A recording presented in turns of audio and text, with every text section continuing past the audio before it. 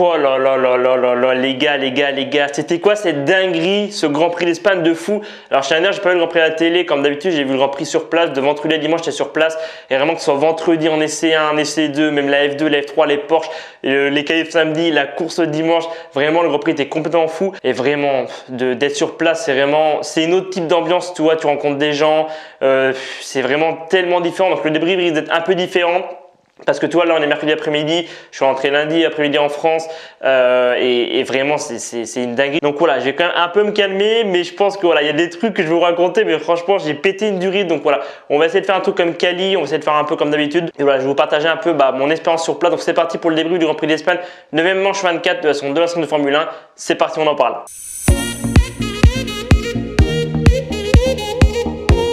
Le vainqueur du Grand Prix d'Espagne, c'est donc Oscar Piastri qui remporte sa 5e victoire de l'année devant Norris et Leclerc.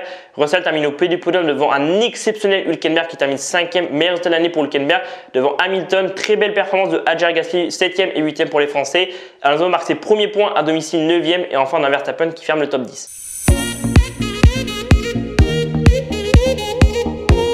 La première chose que j'en ai parlé, c'est le podium de Charles Leclerc. Mais quel podium de Charles Leclerc! Vraiment, j'étais sur place comme je l'ai dit et j'ai vu le dépassement de Charles Leclerc sur Max Verstappen parce que moi, à tout le week-end, j'étais en pelouse et puis vers le 40e tour, dimanche, je me suis mis direction pour aller sur la piste, donc au niveau de la tribune principale. Et puis, j'ai vu qu'il y avait clairement plus personne qui surveillait les entrées et tout. Et je pense que voilà, j'étais pas le seul, j'en ai eu plein d'autres entrées. Donc, je suis rentré et là, au moment où je rentre au niveau de la tribune principale, je pense 30 secondes à 45 secondes après, drapeau jaune, safety car. Donc là, je deviens fou, mais vraiment comme pas possible. Moi, j'ai pété de rire parce que je vois les McLaren s'arrêter, double arrêt des McLaren devant mes yeux. Je vois les Ferrari s'arrêter, je vois Verstappen s'arrêter. Enfin, pratiquement tout le monde s'est arrêté. Et à la reprise, je vois. Alors, j'avais pas vu moi clairement que Verstappen avait failli perdre la voiture. J'ai vu clairement au replay quand j'ai vu le replay hier. Et là, je vois Charles qui passe clairement Max Verstappen. Là, la tribune en feu. Enfin, vraiment, c'était une dinguerie de vivre ça sur place, tu vois. Enfin, toi, sur place, c'est vraiment un autre type d'ambiance. Toi, tu vis ça avec tout le monde. En direct, je pense que j'aurais aussi pété une durite, toi. Mais sur place, de le voir juste en face de moi, de voir Leclerc qui collait Verstappen comme ça et qui passe comme ça. Non, vraiment, c'était une dinguerie de quoi. Franchement, Charles, je trouve que ce week-end, j'ai été un peu déçu parce que toi, il y avait l'argumentation des grands flexibles qui changeait et je me dis, je vais sur place pour ça, peut-être que Ferrari va gagner, tu vois, mais aussi parce que je voulais voir Lewis en rouge, tu vois. L'année dernière, je fais la Belgique, c'était le dernier Grand Prix que Hamilton faisait en Belgique avec la Mercedes, il avait gagné le Grand Prix et je me dis, peut-être que si j'y vais ce week-end, peut-être que je vais lui porter chance. Bon, au final, il a fini clairement en dehors du podium. Il a fini P6, si je ne me trompe pas, Hamilton. Mais ouais, Charles, franchement, je trouve qu'il a fait un bon week-end parce qu'il a sacrifié les qualifs. J'avoue qu'en qualif, j'étais un peu déçu parce qu'Hamilton avait fait mieux. Mais bon, P5 et P7, je pouvais partir en qualification. Il a sacrifié clairement la qualification, comme il a dit, pour avoir un train de gomme neuf. Et clairement, ça a marché parce que safety car en fin de course, Antonini, tour 55, il casse le moteur. Et donc il met des pneus tendres et puis à la reprise au 61e tour, 62e tour, il passe Verstappen et vraiment c'était magique. Enfin vraiment, si vous vraiment n'avez pas fait de Grand Prix encore de Formule 1, mais foncez parce que vraiment c'est tellement magique à vivre. Il y en a plein, clairement je voyais que c'était leur premier week-end, j'ai rencontré plein de gens, tu vois, c'était leur premier week-end, même sur TikTok et tout, je voyais des gens qui disaient que c'est leur premier week-end, leur premier Grand Prix de Formule 1. Donc ouais, je trouve que ce week-end il y a quand même beaucoup de personnes que c'était leur premier Grand Prix. Franchement, deuxième podium consécutif pour Charles Leclerc, franchement ça annonce du bon pour la suite. Donc très bon week-end de Charles Leclerc.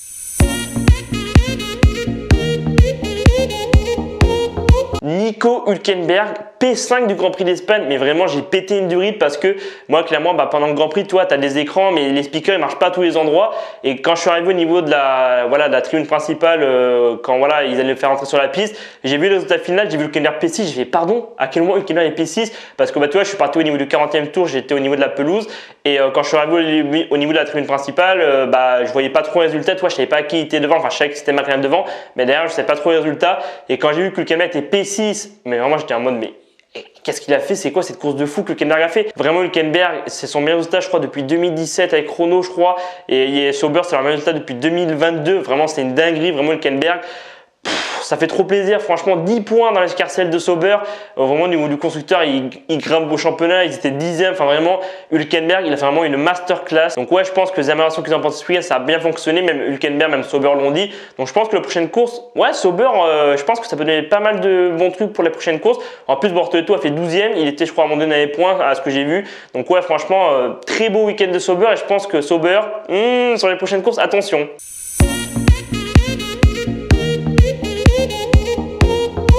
Fernando Alonso marque enfin ses premiers points après 9 grands prix. Il était P10 en qualification.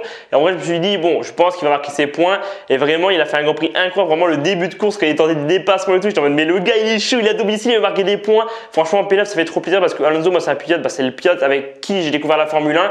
Et je me suis dit, putain, ça fait quand même 8 grands prix qu'il n'a pas marqué de points. C'était son pire début de saison en Formule 1 depuis des années. Et là, vraiment, à domicile, vraiment, il était chaud patate. Il est un peu parti à l'erreur à un moment donné, un virage. Il est parti dans le bac gravé au début de course. Mais vraiment, ça n'a pas trop roulé sa course parce qu'à la fin, il finit P9, enfin P10 de base. Avec la pénalité de Verstappen, mais il monte P9. Ça fait trop plaisir, franchement, de voir Alonso dans les points. Il était content. Franchement, il était content après la course.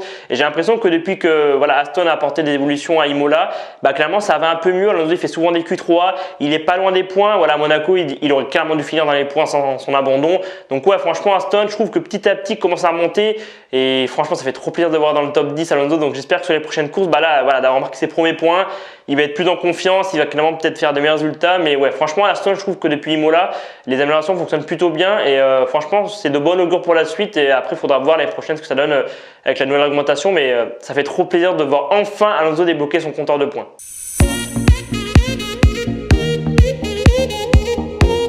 Il faut en parler évidemment de Max Verstappen. Max Verstappen, il a pété une durite en fin de course. J'avoue que sur place, clairement, tu n'as pas autant d'informations qu'à la télé. Donc, j'ai vu clairement qu'il était P5 quand je suis arrivé au niveau de la tribune principale avant d'entrer sur la piste. Et ensuite, 10 secondes de pénalité. Du coup, P10. Et ensuite, j'ai vu les replays, donc j'ai compris.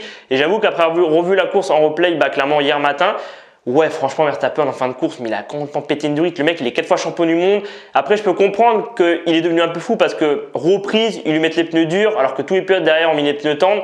Voilà, clairement, il a perdu le podium sur clairement cette relance clairement de course suite à l'abandon d'Antonelli. Il a aucune chance de retenir clairement tous les pilotes qui sont derrière. Russell tente de passer et là, mais vraiment le mec, j'avoue qu'il a complètement craqué. Le mec, il lui fonce dedans.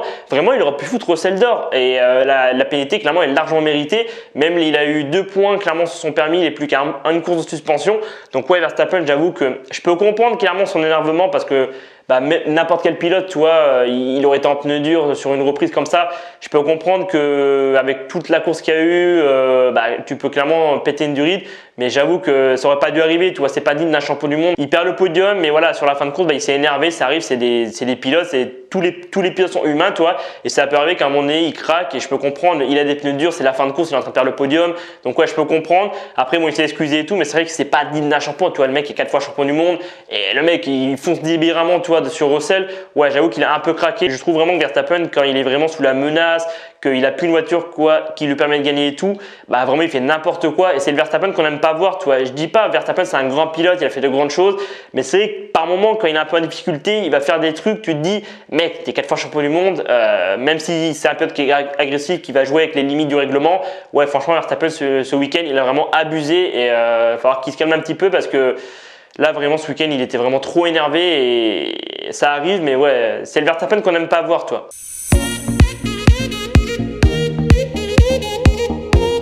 Williams ce week-end, c'était un week-end un peu catastrophique pour Williams parce que sur la dernière course c'était vraiment pas mal.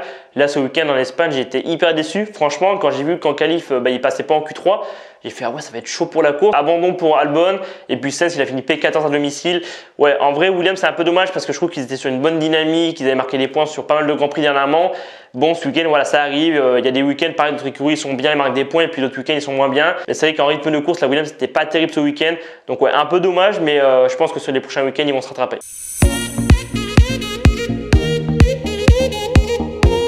Au niveau du classement des pilotes, après ce Grand Prix d'Espagne, Piastri creuse l'écart puisqu'il avait que 3 points d'avance après Monaco. Il a donc 10 points d'avance, 186 points, 176 pour Norris. Verstappen est 3e avec 137 points. Et ensuite, on a Russell 111 points, Leclerc 94 points, Hamilton 71 points, Anthony 48, Albon 42. Adjar monte au classement 21 points et devient le meilleur français au classement. Et ensuite, on a Esteban Ocon qui ferme le top 10 avec 20 points. Du côté des constructeurs, après ce Grand Prix de Barcelone, McLaren toujours en tête avec 362 points.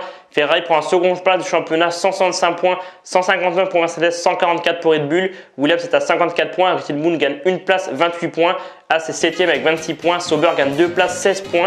Et enfin Aston Martin 9e avec 16 points et Alpine qui est 10e championnat avec 11 points. Rendez-vous dans 15 jours pour le débrief du Grand Prix du Canada. C'était Alban. Prenez soin de vous les gars. À très vite.